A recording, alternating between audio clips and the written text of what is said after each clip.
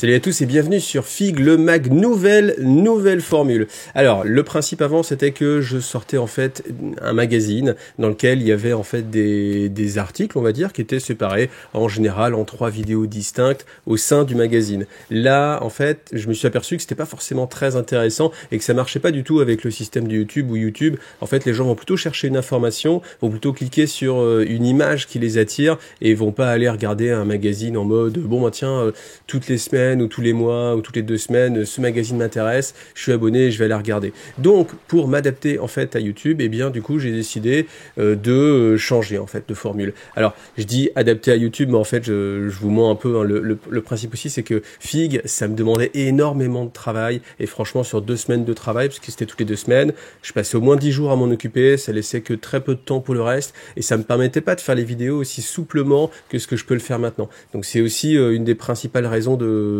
ce changement. Alors, cette nouvelle formule, comment elle va se passer? Eh bien, tout simplement, tous les mois maintenant, vous allez avoir un récapitulatif de toutes les vidéos que j'ai pu vous sortir. Donc là, vous dites, mais quel est l'intérêt? Eh bien, l'intérêt, c'est que vous avez sans doute pas vu toutes les vidéos et que si vous aimez ce type de magazine, en fait, où on va chercher comme c'est une information, eh bien, vous l'avez. Et comme ça, je vais vous donner, en fait, toutes les informations. Et puis, si vous aimez Games Workshop, mais vous n'avez pas vu le rapport de bataille Saga, c'est un tort, parce que c'est un superbe jeu, vraiment un excellent jeu. Et puis là, comme ça, je vais vous dire, eh, tiens, on va repasser en vue toutes les actualités Games Workshop, parce que Games Workshop, hein, c'est le moteur, hein, on se le cache pas.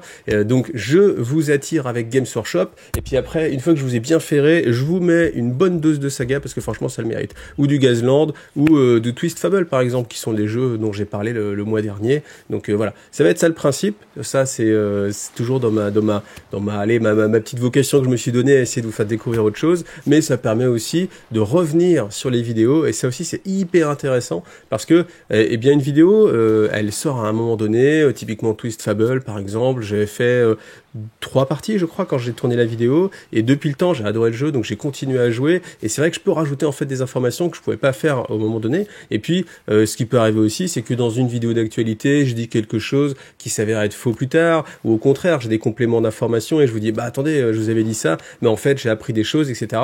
Et on peut comme ça revenir sur une vidéo, et puis la corriger, l'améliorer au final, en rajoutant je sais pas, 2-3 phrases qui font que la vidéo elle devient vraiment encore plus intéressante et vous avez des infos encore plus fraîches. Donc voilà, c'est tout ça qui ont conduit à la création de ce Fig nouvelle formule. Alors dans Fig il y avait un sommaire, mais là en fait il y aura un faux sommaire en fait, parce que étant donné que je vais passer que 2-3 minutes par vidéo, dans mon sommaire en général je passais déjà 2-3 minutes ou 30 secondes par sujet, donc autant directement aller à l'essentiel. Donc vous avez sur le côté le timing, c'est-à-dire que vous avez et dans la barre de défilement directement le sujet qui vous intéresse, si vous n'avez pas envie de tout voir, et vous l'avez aussi noté directement dans la vidéo. Donc voilà, vous l'utilisez. Maintenant, j'espère que les miniatures, hein, je travaille quand même sur mes miniatures, donc j'espère qu'elles sont assez claires pour que vous puissiez comprendre. Et puis on va directement regarder chacune de ces vidéos.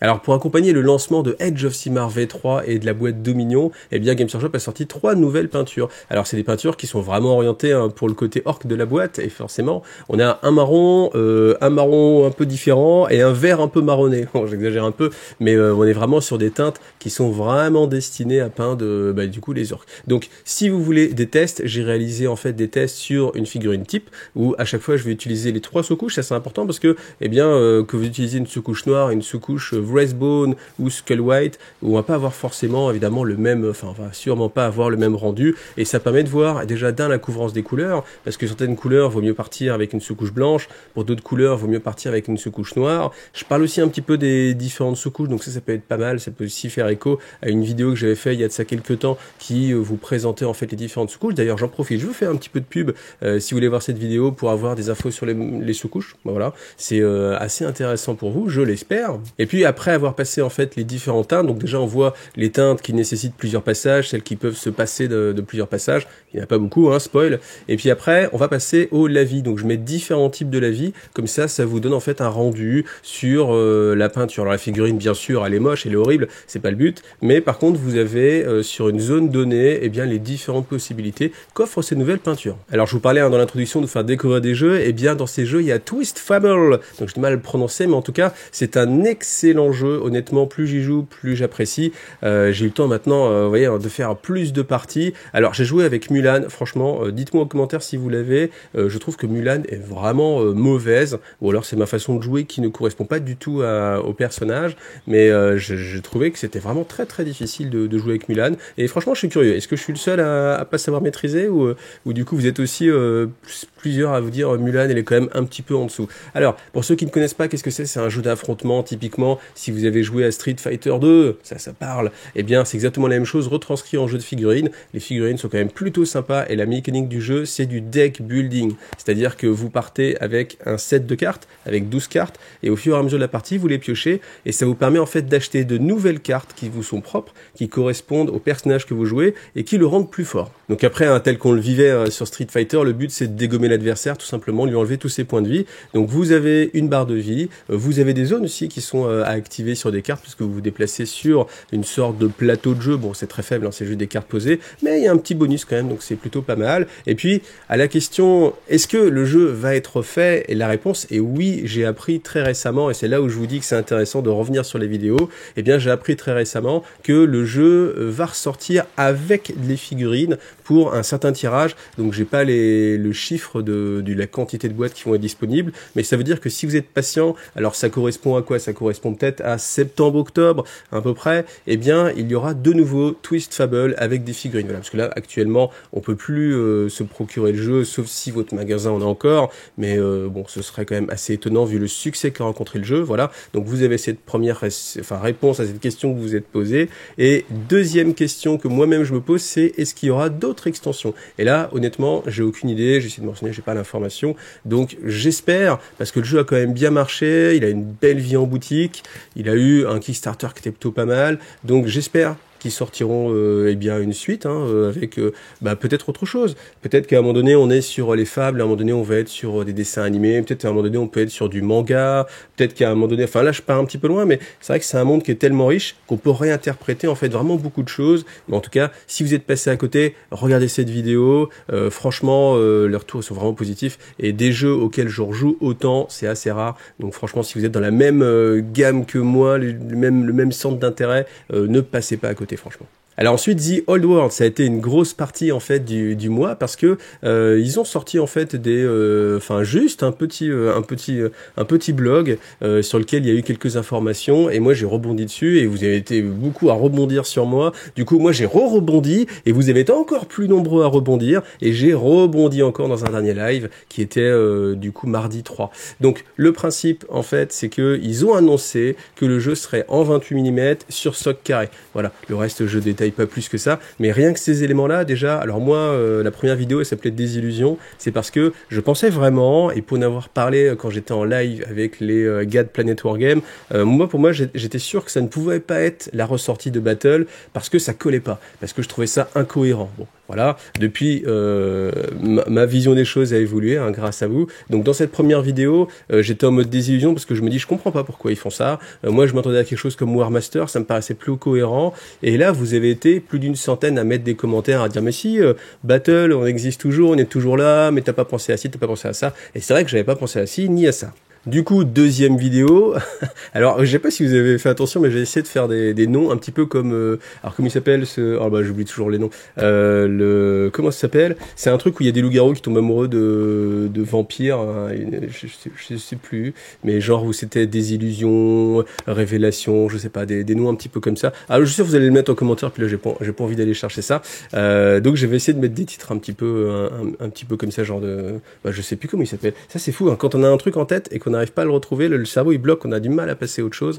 Mais deuxième vidéo du coup qui s'appelait La Révélation, et en fait où je vous disais merci pour vos retours, parce que je comprenais pas, et grâce à vous j'ai compris. Et en fait cette vidéo là, qui pour moi était une sorte de conclusion, elle a donné lieu à plus de 200 commentaires de votre part, et il y en a beaucoup vous avez vraiment discuté entre vous, et ça m'a rouvert un champ de possibilités assez immense, et je me suis dit je vais quand même pas faire une troisième vidéo, donc j'ai pas vraiment fait une troisième vidéo, mais un peu quand même. Du coup, j'ai fait un live où j'étais accompagné de Seven, qui est un joueur, alors qui joue à beaucoup de choses, hein, qui joue à 9e âge entre autres, mais qui a aussi joué à Battle, qui a tenu en fait un magasin Games Workshop, donc il y a vraiment une belle vision du multijeu, et ensemble, pendant à peu près 2h30, aidé de l'ami Joak, qui est en coulisses toujours, on parle en fait de tout ce qu'on a pu synthétiser dans les 2 premières vidéos, et honnêtement c'est assez intéressant, surtout qu'il y a certaines révélations qu'on puisse faire lors de ce live. Donc si The Old World c'est un jeu qui vous intéresse, alors regardez les vidéos dans l'ordre, hein, parce que si vous regardez d'abord la 2 et après la 1, vous allez dire bah, qu'est-ce que tu dis en 1, c'est un petit peu débile.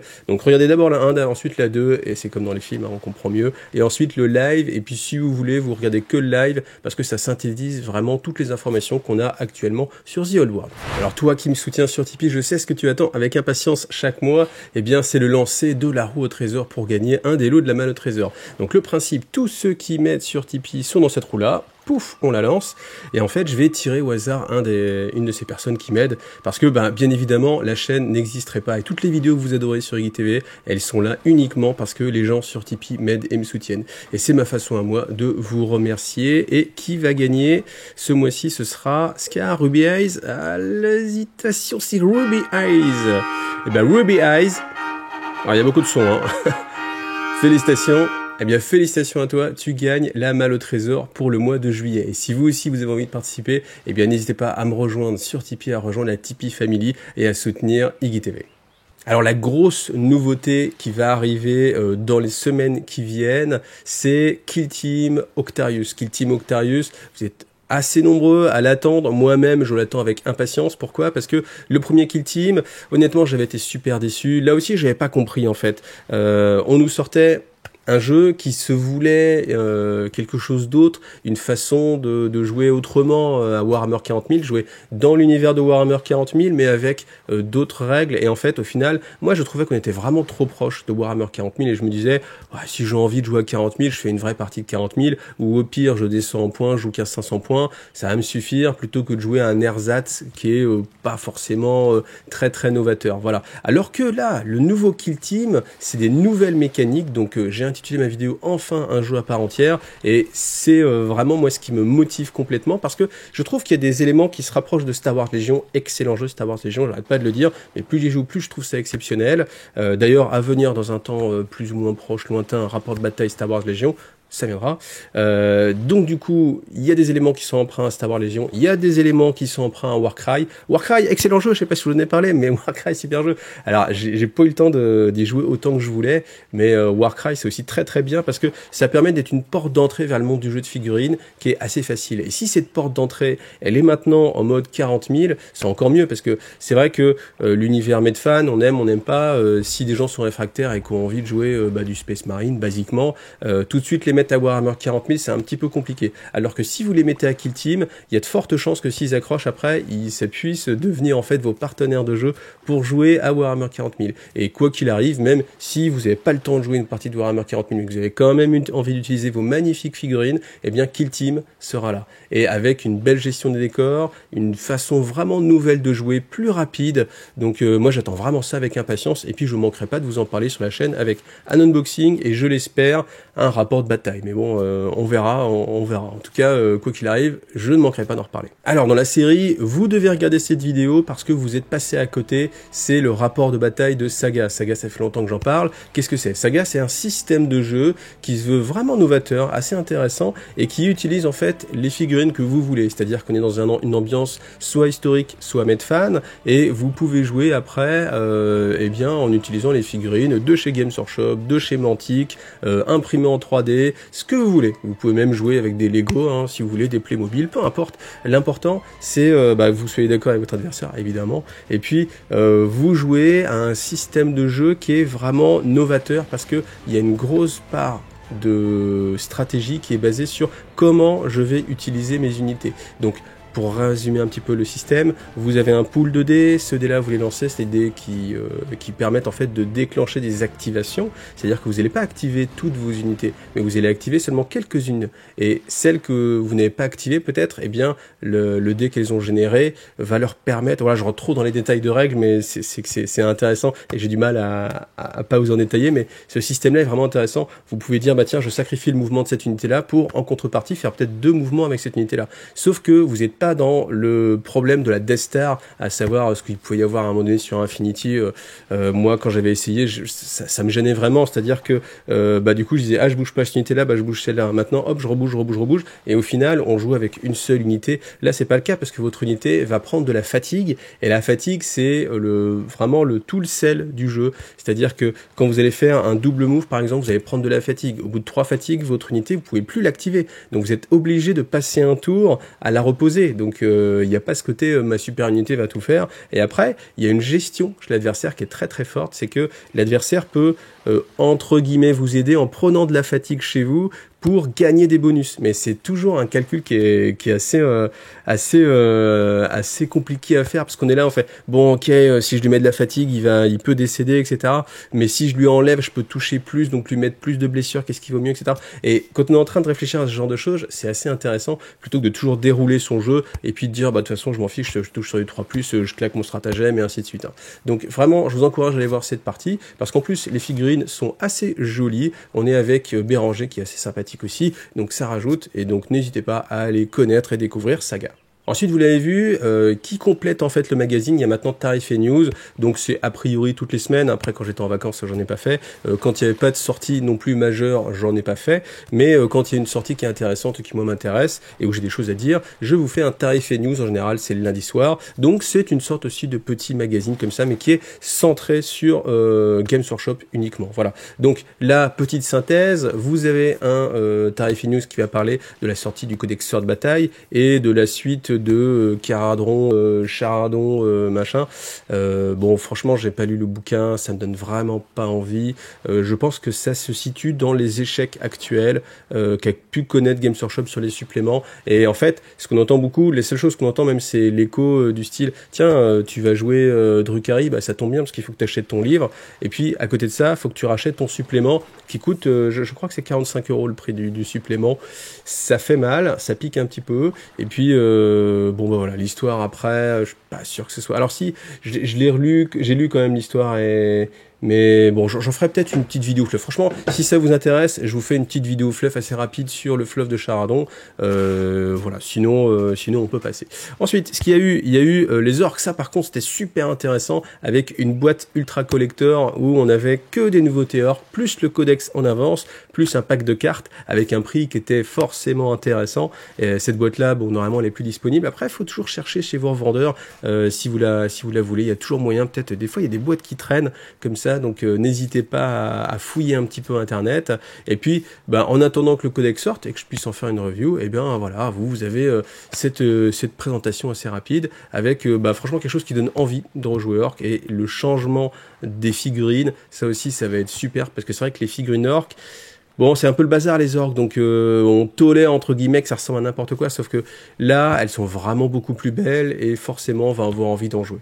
Ensuite, si vous aimez les sorts de bataille, eh bien ça y est, là on a la complète sort de bataille, la totale. Donc on a une boîte compile, une boîte de patrouille qui permet de démarrer justement l'armée, si vous ne l'avez pas fait, plus les unités qui manquaient. Et ça, c'est accompagné d'une boîte de décor avec quelques éléments de décor qui sont des éléments de décor un peu réchauffés. Donc voilà, je le détaille aussi dans cette vidéo. Vous regardez, est-ce que ça vaut le coup, est-ce que ça vaut pas le coup. Honnêtement, pensez aussi au tapis de jeu. Est-ce que vous avez besoin de ce tapis dans cette boîte de jeu ou pas? Voilà, je vais pas refaire ce que je dis dans la vidéo, donc n'hésitez pas à regarder cette vidéo. C'est des vidéos qui sont assez courtes en plus, qui se regardent assez facilement. Et le dernier Tarif et News, c'était sur X-Fire. Donc là, il y a un débat assez riche qui se porte sur comme il s'appelle, Castellan Crow. Est-ce que il est en mode Primaris ou pas? Donc là, j'ai pas encore le codex Chevalier Gris, donc je peux pas me le prendre et avoir la réponse. Franchement, je vous ai posé plusieurs fois la question et à chaque fois vous êtes partagé, et là encore vous êtes partagé. Il y en a qui pensent que effectivement il est en mode Primaris, d'autres que c'est juste que la figurine en fait est sculptée un peu plus grosse, à l'image de ce qu'on a vu avec les Space Marines du Chaos, qui sont tout simplement plus gros. Moi je ne sais pas encore, donc le codex devrait arriver bientôt, donc dès que j'aurai l'information, eh bien je manquerai pas de vous en parler non plus. Et encore une fois, j'espère que ça va pas être passé sous silence. Le pire des cas, ce qui puisse arriver, c'est qu'ils en parlent même pas en fait, et qu'on sache pas s'il est Primaris ou pas en lisant le codex. Bon, s'ils en parlent pas, je pense que ça voudra dire que ça reste un Space Marine classique à l'ancienne et non primarisé. Mais en tout cas, j'espère que le fluff va évoluer là-dessus, parce que le chapitre des Chevaliers Gris, c'est quand même un chapitre qui est assez spécial, donc les relations qu'il peut avoir avec le Mechanicus et donc Belisarius Cawl, et ben moi c'est quelque chose qui m'intéresse personnellement, c'est clair. Et pour terminer, je vous envoie vers un live en 2 parties. Donc la première partie du live, c'était pour dire que le magazine Fig allait changer. Bon bah là, c'est pas très intéressant à regarder, parce que de toute façon, vous avez là la résultante de ce changement. Donc voilà, d'ailleurs j'en profite pour dire que là c'est le premier jet de cette nouvelle formule. Forcément, il y a des choses qui vont être améliorées, des choses que je vais garder. Donc voilà, n'hésitez pas à me faire des retours pour que je puisse améliorer encore une fois la formule, puis arriver à quelque chose de très stable et puis le plus agréable pour vous à regarder.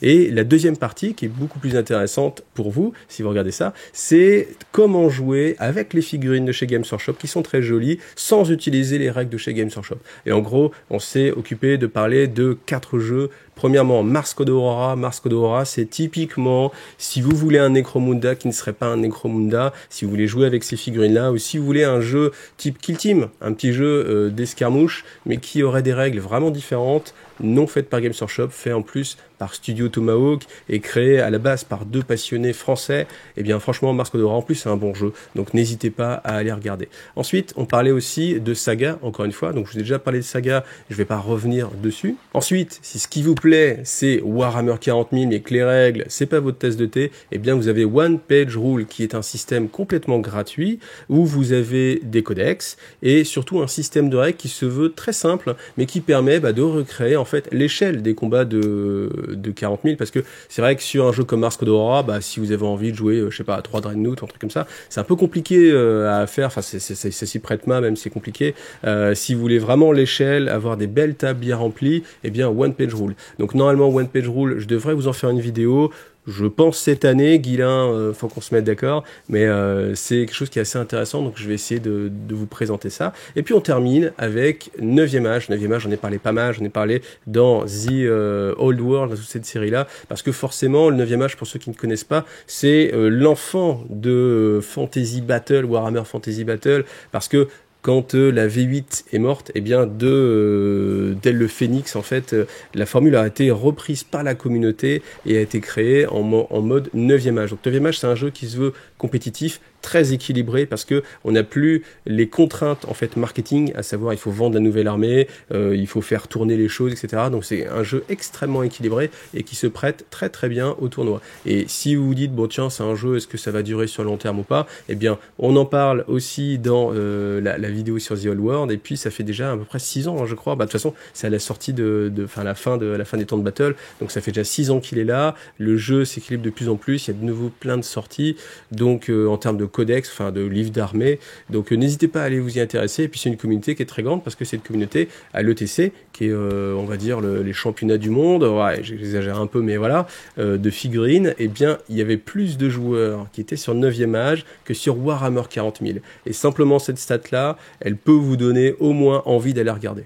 Et voilà, la nouvelle formule de Fig est terminée, donc je vous donne rendez-vous le mois prochain pour le magazine, et puis entre temps, comme je vous l'ai dit, balancez-moi des commentaires pour que je puisse avoir vos retours, et puis savoir qu'est-ce qu'il faut améliorer, qu'est-ce qui est bien, aussi c'est bien de dire quand c'est bien, c'est aussi bien de dire quand ça va pas, mais voilà, il faut l'équilibre entre les deux, comme ça moi je sais ce qui marche vraiment ou pas, et puis comme ça le magazine je vous dis il va évoluer encore, ça je m'inquiète pas trop. En tout cas, sachez que moi je suis très content de la chaîne actuellement, parce que franchement ne plus avoir à gérer le magazine sous la forme sous sa phase 2, tel qu'il était, là on va dire on est en phase 3, ne pas avoir à le gérer sous sa phase 2, ça me libère, vous n'avez pas idée, et ça me permet de faire beaucoup plus de vidéos, vraiment à l'impulsion quand j'ai envie, et c'est plus dynamique, c'est plus intéressant pour moi, la chaîne marche mieux aussi, donc vraiment merci à vous tous, merci à tous ceux qui s'abonnent là, ça fait vraiment plaisir. Bien sûr, si vous voulez soutenir la chaîne, les pouces, ça c'est important, les commentaires, c'est bien pour faire remonter la vidéo, les abonnements aussi, ça permet de gravir, et puis bien sûr le soutien financier avec Tipeee, ou avec le lien affilié Amazon, ça aussi pensez à l'utiliser, vous mettez un petit raccourci, ça vous coûte pas grand chose, et puis moi comme ça vous m'aidez vraiment régulièrement sur le long terme, donc voilà, ça fait partie du business YouTube, donc voilà, n'hésitez pas, mais en tout cas merci à tous ceux qui suivent, merci à tous ceux qui commentent, et puis rendez-vous au moins le mois prochain, au pire avec le prochain magazine, et puis entre temps avec des prochaines vidéos, entre autres Kill Team, je pense ça va vous plaire.